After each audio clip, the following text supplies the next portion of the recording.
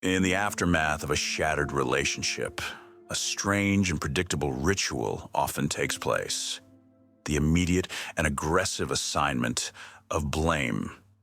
A relationship, being a complex ecosystem built on mutual efforts and failures, is inherently too nuanced for simple summarization.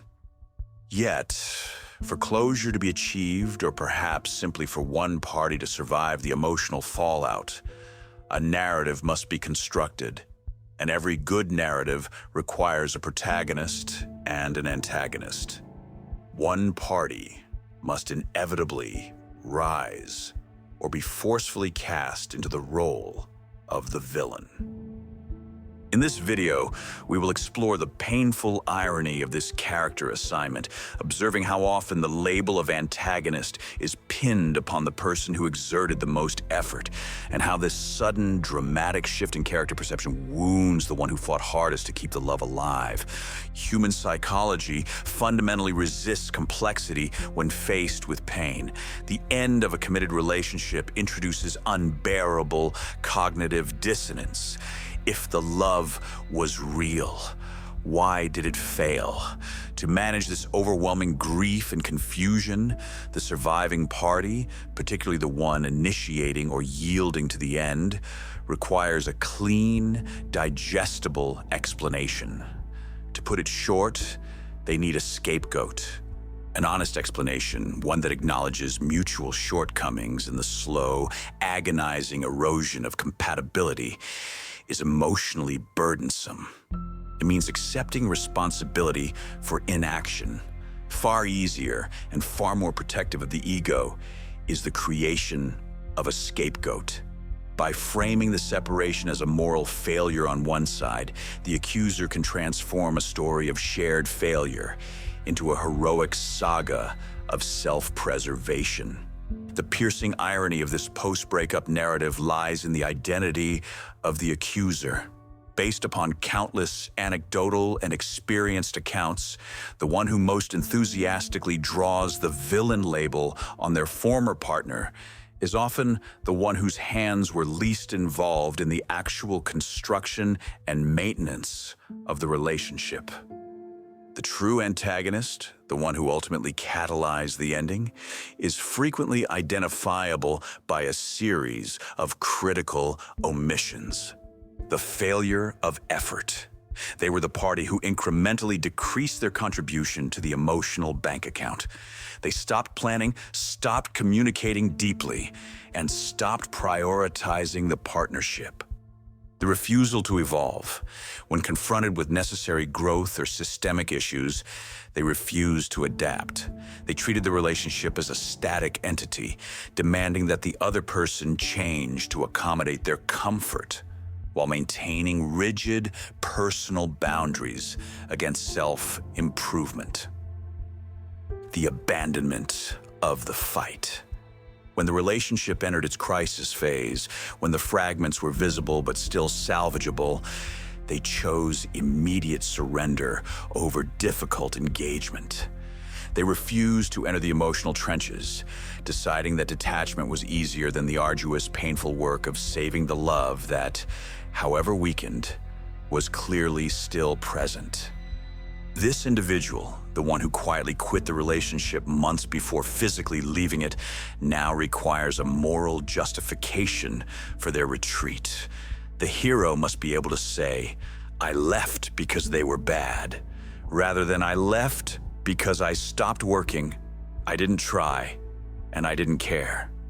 Thus, the person who is still there, still tending the tiny, struggling flame, must be transformed into the destructive force. For the person who finds themselves suddenly wearing the black hat, the emotional whiplash is devastating. This is the person who invested energy, proposed solutions, sought therapy, and consistently communicated their desire for reconciliation and improvement. They were the one fighting for a future, only to be told that their dedication was actually controlling. Their attempts at communication were nagging, and their desire for change was unreasonable pressure. The deep trauma stems from the sudden realization that their love, sincerity, and hard work have been unilaterally redefined as the cause of the catastrophe. They are forced to witness a perverse character flip. Devotion becomes obsession. Willingness to change becomes toxicity. The fight to save love becomes the refusal to let go. This experience forces the accused to doubt their own reality, questioning whether they truly are the malignant force their former partner now requires them to be. The pain is not just the loss of the relationship, but the loss of one's own verifiable truth. If you find yourself in the wake of a relationship collapse, reeling from this sudden and unjust character assignment, a few truths must be held fast. First, please remember that things are going to be okay.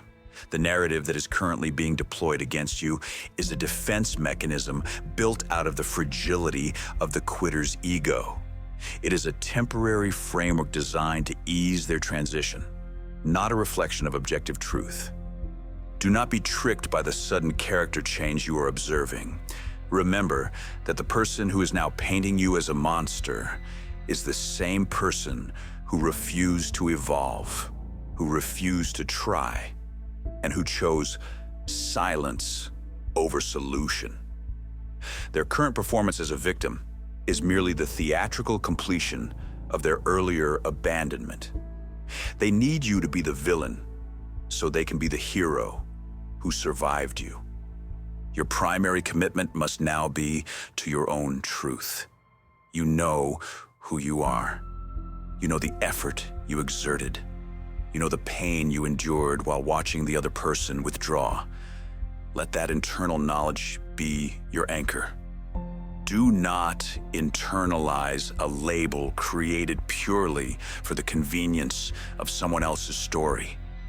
Their narrative is about their shame, not your worth. You were not the failure. You were the one who refused to fail. You were the one who put boots on the ground and tried to stabilize the structure while the other person was already packing their bags. If, despite all your efforts to maintain integrity and truth, the world insists on assigning you the role of the villain, then it is time to accept the mantle with defiant grace. A villain in a narrative is a complex, formidable force. They are not defined by weakness or complacency. They are defined by power and unyielding self-determination. They operate outside the rigid confines of expectation, beholden only to their own code.